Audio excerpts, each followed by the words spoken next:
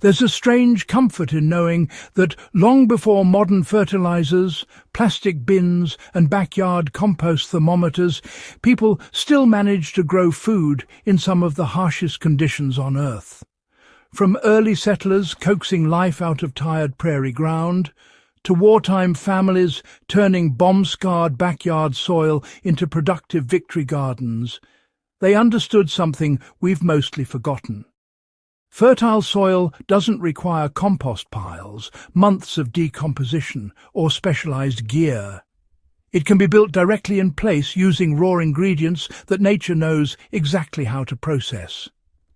That idea alone has helped entire communities survive, and today it can transform even the most stubborn patch of earth into a thriving mini ecosystem. In this guide, we're taking that old-world wisdom and putting it back to work, step by step, to create what gardeners now call super soil, a nutrient-dense, biologically active foundation, without doing a single day of traditional composting. The foundation of super soil begins with minerals, not compost. Almost every ancient farming culture began soil building by restoring the mineral balance of the earth beneath their feet. They understood that compost is only the fuel for microbial engines, but minerals are the frame of the machine itself. To replicate this, you start by adding two things your soil can't produce on its own: crushed rock dust and a calcium source. Rock dust can be basalt, granite, volcanic ash, or the locally available quarry finds farmers used a century ago. A simple example is spreading 1 or 2 handfuls of basalt dust per square metre and watering it deeply so the fine particles settle into the root zone. Then you add a calcium source, like agricultural lime, or, for a more historical touch, baked and crushed eggshells. The goal is not to feed the plants, but to feed the soil matrix, giving microbes the scaffolding they need to thrive. Even a small garden bed can change dramatically within a season once this mineral foundation is restored.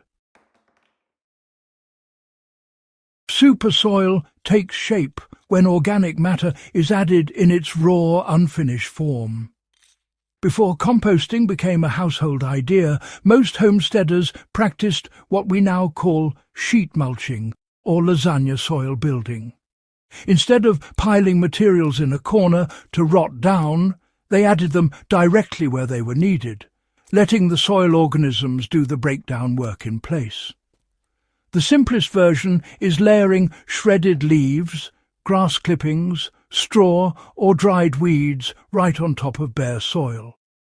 A real application example is cleaning up your yard after pruning, shredding the branches or running leaves through a mower, and spreading everything in a 6-inch layer on your garden bed. Over time, worms pull this material downward, fungi colonize it, and beneficial bacteria begin turning it into humus, right where your plants will use it. There is no turning, no aerating, and no waiting months for a pile to break down. The soil makes its own compost underground. A living soil community forms when you introduce biology directly instead of compost. To truly create super soil, you need a living workforce beneath the surface. In traditional composting, that workforce is concentrated in a pile. Here we introduce it directly to your garden. One of the easiest ways is using homemade microbial teas. This doesn't require compost.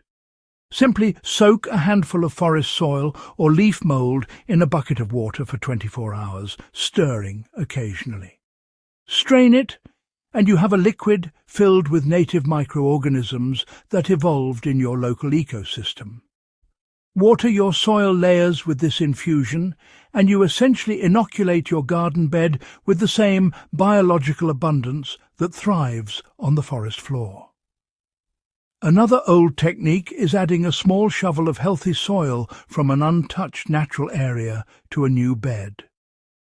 Early farmers did this instinctively, understanding that fertile soil spreads like a culture in yogurt or sourdough. Supersoil becomes long-lasting when carbon and nitrogen are balanced in place. Dry materials like straw, sawdust or dried leaves bring carbon.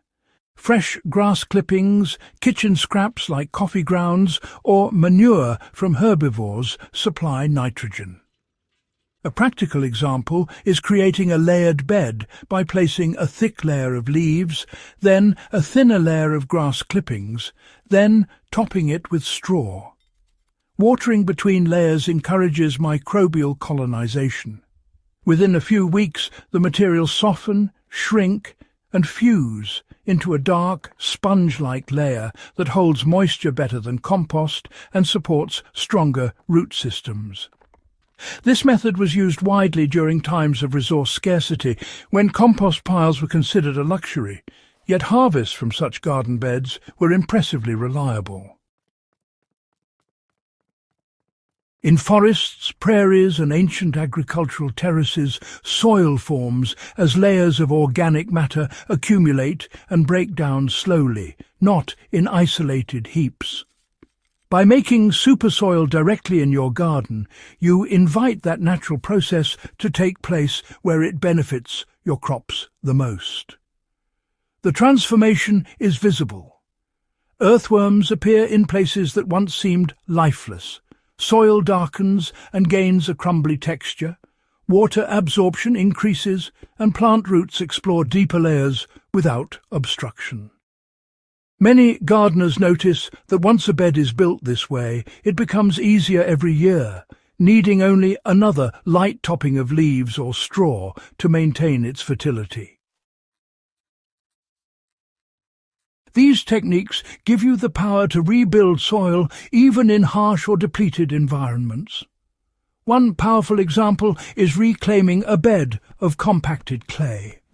Start by loosening the top few inches with a fork, sprinkle in rock dust and lime, add a thick layer of raw organic matter, water with a microbial tea, and walk away. Within a single season, the clay begins to fracture naturally as roots and worms carve through it. Another example is gardening in dry, sandy soils where water disappears instantly. By layering high-carbon materials and introducing fungi from leaf mold or forest soil, you create a sponge-like matrix that traps moisture far longer than sand ever could. If you found this guide valuable and you want more deep dive, historically grounded survival and soil building knowledge, make sure to subscribe to Farm Logic and share this video with others who appreciate real skills and field-tested wisdom.